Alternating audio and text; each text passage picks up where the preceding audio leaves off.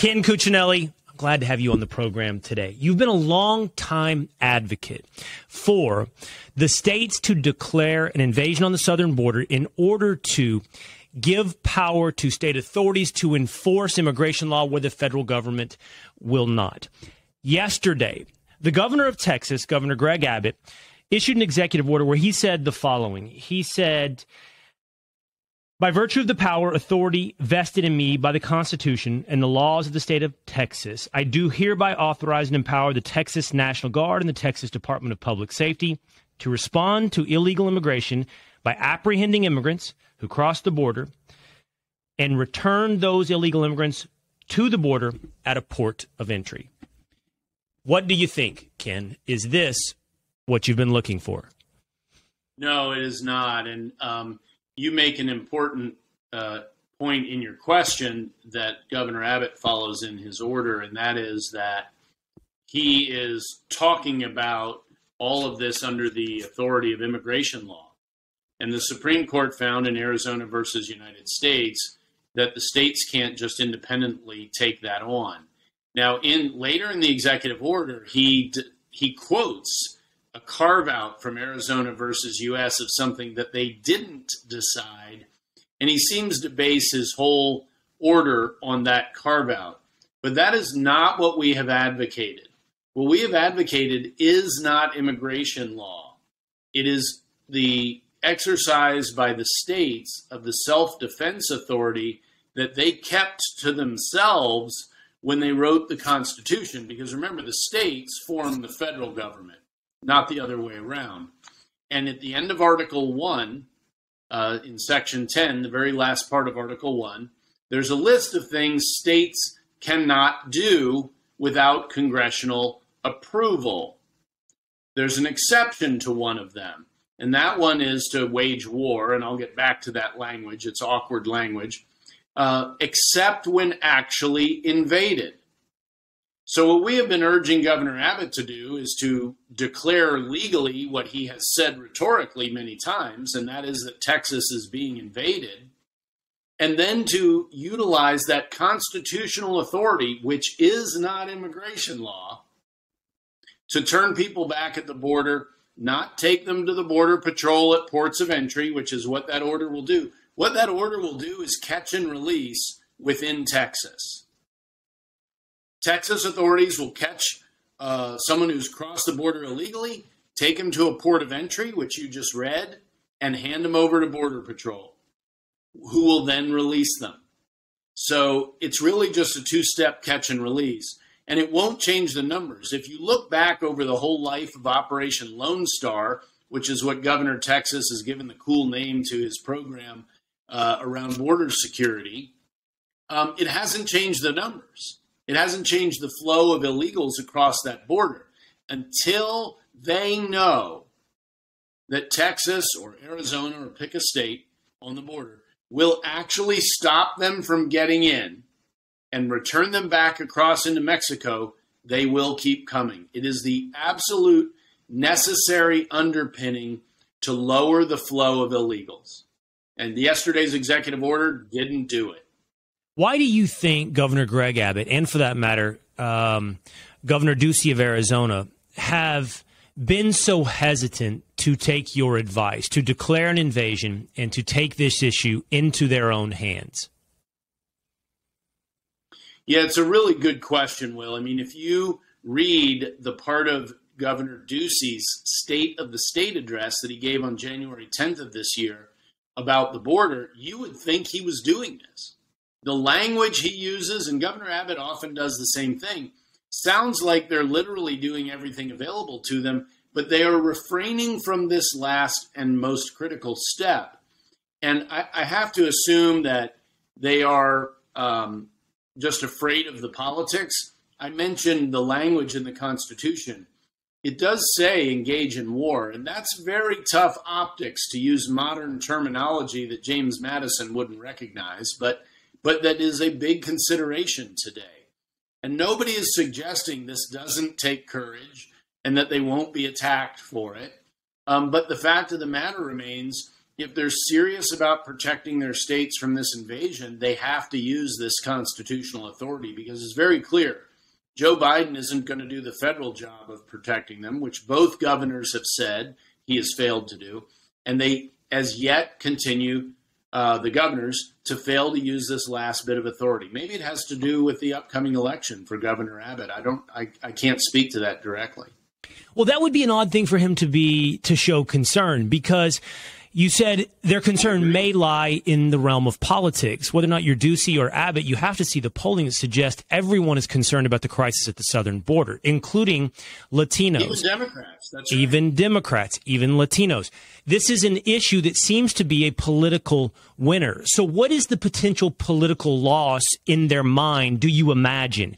I have to think it has something to do with this potentiality when they sit in their back rooms and discuss how this plays out of Texas DPS and United States Customs and Border Enforcement coming head to head over, literally face to face, head to head, arms drawn perhaps, over the deportation of an illegal immigrant. That must be the political imagery they're trying to avoid. So I don't think any of them believe any member of the Border Patrol is going to step in the way of the state officers. That does not mean that Biden might not try to cook up some kind of prosecution for the individuals involved. At the Center for Renewing America, we're actually working on a paper right now to address that very subject. And if you look at the elements of potential offenses, and we can go through a list, federal kidnapping requires an unlawful purpose. Well, exercising a constitutional protective right isn't an unlawful purpose. So that opportunity goes away. The civil rights prosecution requires going after an individual invader based on their alien status or the color of their skin. But if the reason they're doing it is a lawful order within their state to repel an invasion, the color of the person coming across the border or their alien status doesn't matter. So that's not available. I think they're worried about these things, but I don't think they've entirely thought through the unavailability of prosecutions for the federal government on this subject.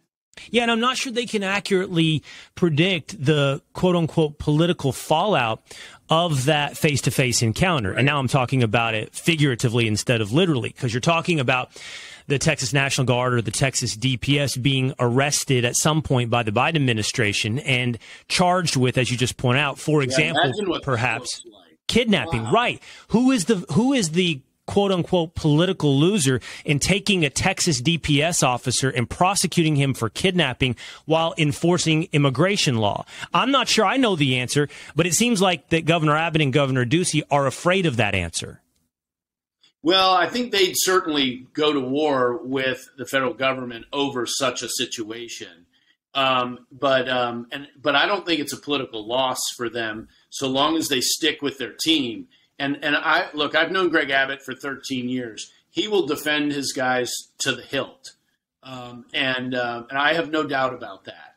I don't know Governor Ducey, but I can't imagine he wouldn't do the same if he actually took the step of declaring the invasion. And I do think it digs the hole deeper for the Joe Biden administration, because as I said to you a moment ago, this president has been underwater with Democrat voters since last spring in 2021 on his job at the border. There is no constituency for stopping the states from doing this. That doesn't mean, now that they have the levers of power, that they couldn't use FBI agents to try to arrest a DPS officer or something of that nature.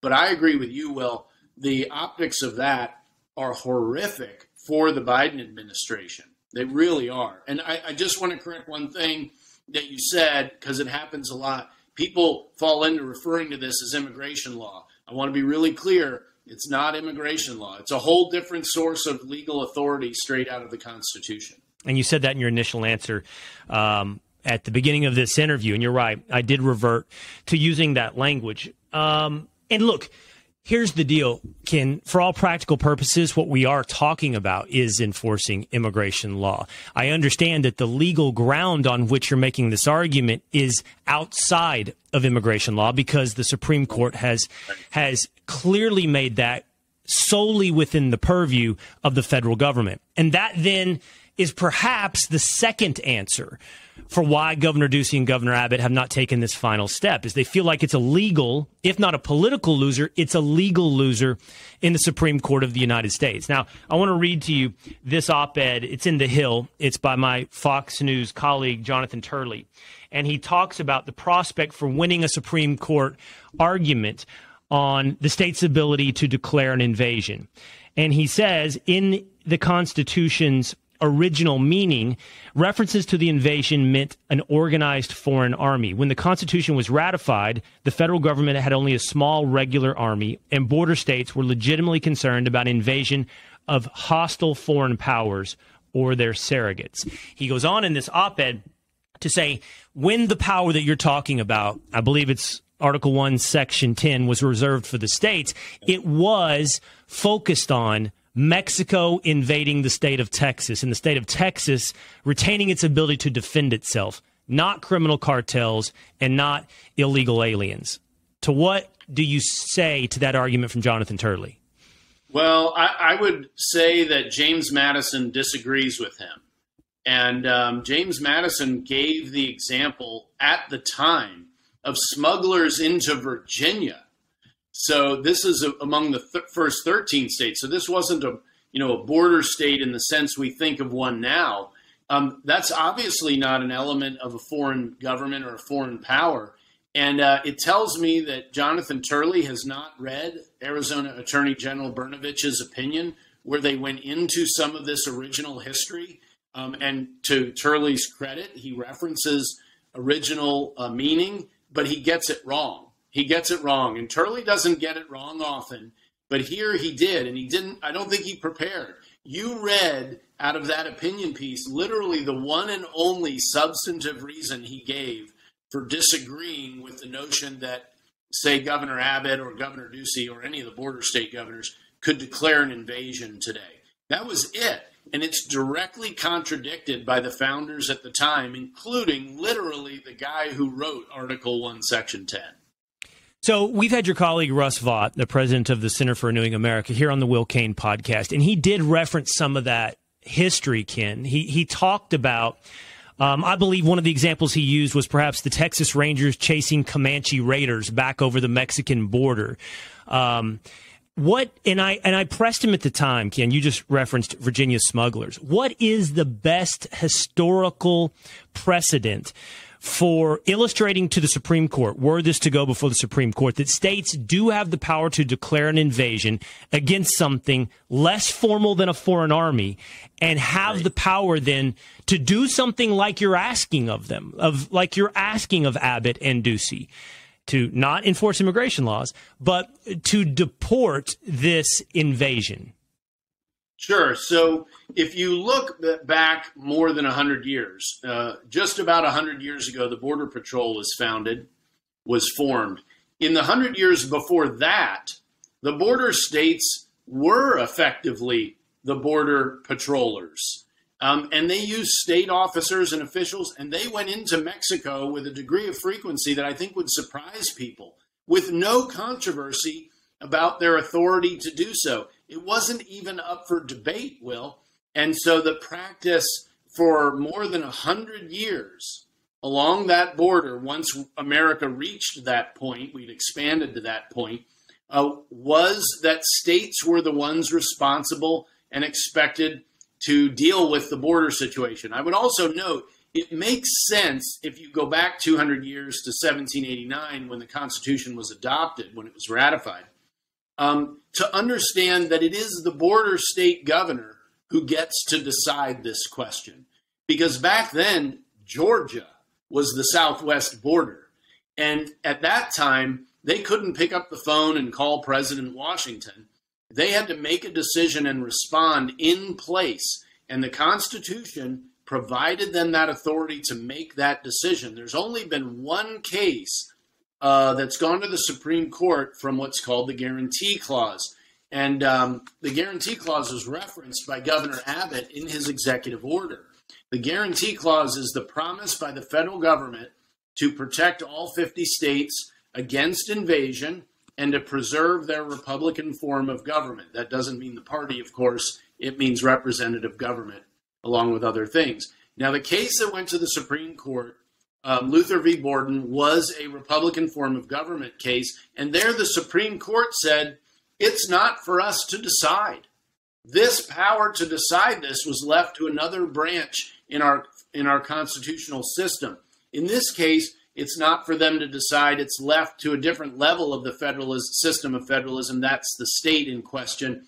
And the fact that Greg Abbott can call Joe Biden in an instant today, and that troops could be moved in only hours instead of weeks or months, unlike the founding, doesn't change who has final decision-making authority. That is the only close case from the Supreme Court that exists addressing anything like this subject. In your argument, Ken, if not a formalized foreign army, who is the invader?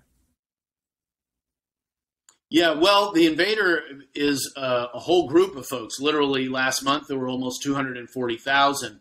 This is all managed by drug cartels, which are quasi-governmental entities. Because remember, Mexico doesn't control, the Mexican government doesn't control all of Mexico. The border is controlled from the southern side by primarily 3 drug cartels, not the Mexican government. So we are dealing with de facto governments in their territory, even though they're really just criminal entities. They manage all of this, and they manage smuggling drugs and people. And those people are part of the invasion. This is the emotionally hardest part for folks, is the fact that if you want to think of it in Army terms, they're a private and they didn't order this war, right? They're still coming in. And it's still to the detriment and disadvantage and damage of America, of our border communities, states, and our whole country. It is negative to America and it violates our law. So while they're not coming in shooting, most of them, though some are criminals and gang members, they are still part of the overall invasion, and you can't stop it without stopping everyone. Well, is your argument that the illegal immigrant is the private in the invading army, or is your argument that the illegal immigrant is the product of the smuggling invading army? You referenced a Virginia precedent of smugglers.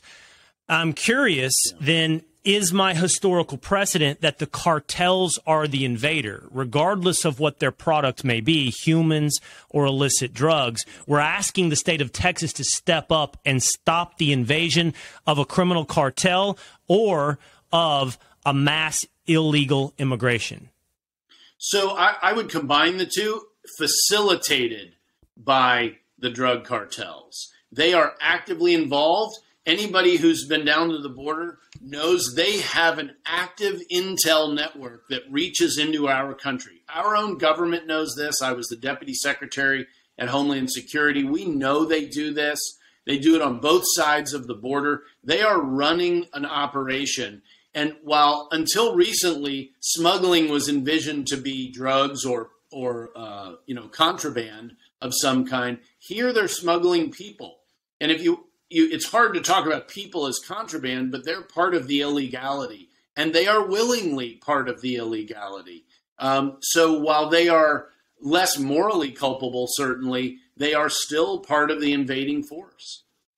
So you pointed out, you said earlier that I read the one substantive paragraph from Jonathan Turley's rebuttal to this argument that states should declare an invasion. I actually found, in my estimation, that I thought Turley made an argument on your behalf towards the end of his op-ed, where he said, when the Constitution was ratified, it's improbable that the states would have anticipated a bait and switch where they turned over powers to the federal government, only then in turn to have the federal government decline to enforce those powers. And in the end, I think that is, while I don't know that it will stand legal scrutiny, Ken, it's the practical, it's the political, and it's the real world implications of this issue. Yes. If the federal government will not, is it right to withhold the states from doing? Yeah, absolutely not. I agree with you. When I talk to young lawyers, I tell them, you were taught the burden of proof, but every case has two burdens. The second burden, and this is where that comment from Jonathan Turley goes, is the burden of persuasion. You have to convince a real live human being that you've actually overcome your burden of proof. And it sounds duplicative because it is, but you are right. This would have been a harder case to make in 2019 when there was a federal administration at least trying hard to protect the border. Here we have a federal administration that has intentionally tied the hands of CBP and ICE and made it as hard as possible for them to accomplish the mission of border security while virtually inviting people in illegally. And so these circumstances make it even more starkly clear why the founders would have left the states with this authority so they can protect themselves. If you call 911 and the police won't come, what are your options? Are you saying you have to stand there and take it? Hell no, you don't have to stand there and take it. And neither do the sovereign states of this country. And then the last question is, how long will they stand there and take it? I live in one of those states, the state of Texas. How long will Texas and Arizona stand there and take it?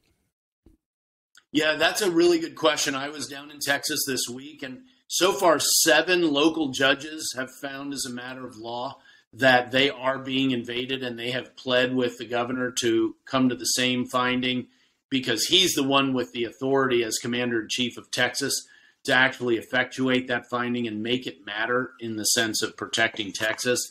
But that was historic. There's never been a judge anywhere in America who has issued an opinion on this, and now there's 7 of them. And this is working its way across Texas, Will. More judges are coming to the same conclusion.